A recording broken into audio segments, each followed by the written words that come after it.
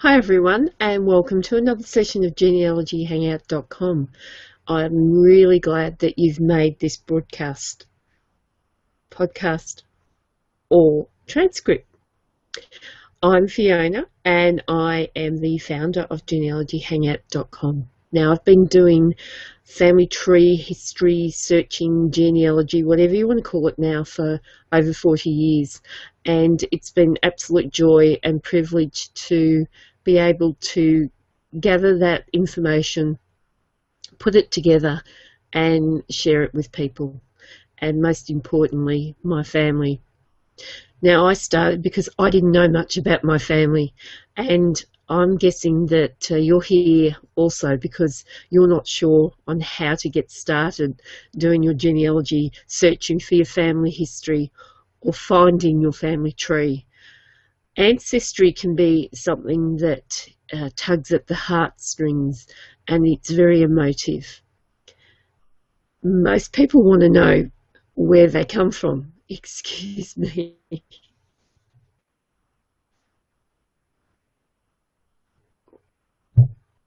I do apologise. Most people want to know where they come from, and that's great. And sometimes it's a little bit turned around.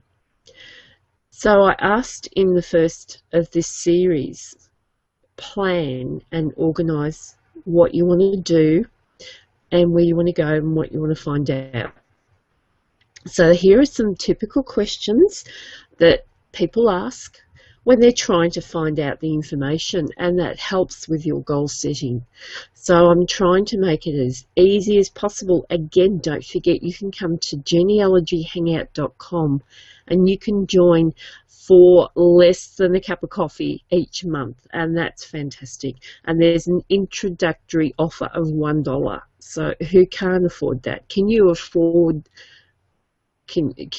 not to afford that? That's what I'm saying. If not now, when? If not you, who? Who's going to do it? You've got to get off that seat, go and get some pen and paper and take down some notes.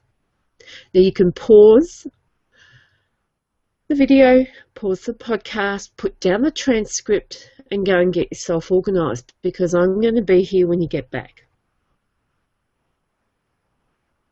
Okay, I'm assuming that you've gone and got yourself organised. So here's a couple of questions, of a bit more than a couple, and hopefully this will get you started on your journey. So most people are lucky enough to know who they are and who their parents are, and maybe even their grandparents, like I've mentioned earlier. But do you know your great-grandparents' names? A lot of people don't. And the reason for that is, when you think about it, there's 8 great-grandparents that you have to find out the information. That can be overwhelming for many, many people. So let's break it down and make it simple.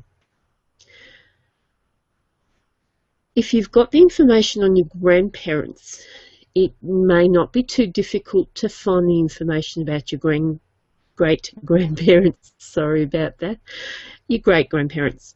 And apart from their names, you'll need to find out where they lived, and if they came from overseas to where you are now, where did they live before they came to where you are? And another interesting question is, how did they get there? Now, I'm sure there's a lot of you out there with people who basically walked on water to get where you are now, because they're so difficult to find. So there's some tricks and tips which I'll mention, and if I do forget to mention it, please drop me an email at admin@genealogyhangout.com. It's simple. What occupations did your ancestors have? You may find that you're doing something that someone before you actually did, and that's why you love it with a passion. Have a go and check that out. How many children did they have? Now, sometimes that can be really, really tricky. A good place to find that, if the country has done one, is check the census of where they came from or where they went to. So it might be where you are now, whether that's in the United States, in the United Kingdom, or even in Australia where I am. Where did they get married and when did they get married? There's many families who have got great-grandparents who just didn't see the need to get married, but everyone believed they are married. So if you're having trouble finding a marriage, don't despair. There's lots of reasons why you may not be able to find it. And I welcome you to come to genealogyhangout.com and ask in the forum, how do I find that? We've got lots of answers to lots of questions. So when you do find the marriage registration, if you find one, you'll definitely, hopefully, fingers crossed here now, find a father's name. And you may well find a mother's name. But don't be fooled. I have a great-great-grandmother who lied. She was so ashamed, which is very sad. Thankfully, part of the family found the truth and we know exactly where she came from and who her parents' names were and where they came from. But for a long time, I was searching through the wrong family. So just be very careful there.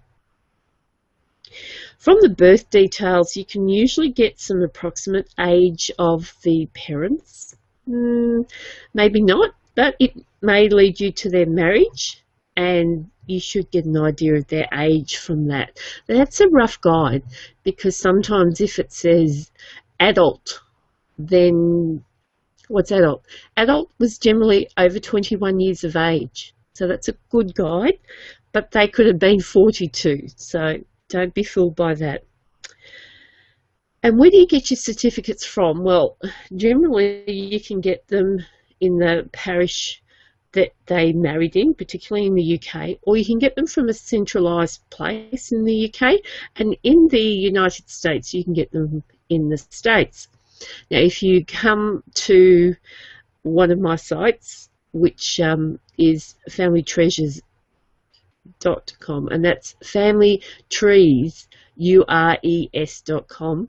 There is a fantastic ebook that you can purchase for a very modest price of $17 US, and that's got links to all the sites in the US, the UK, Canada, Scotland, New Zealand and Australia, and there's some European, but not a lot at the moment, and that can help you.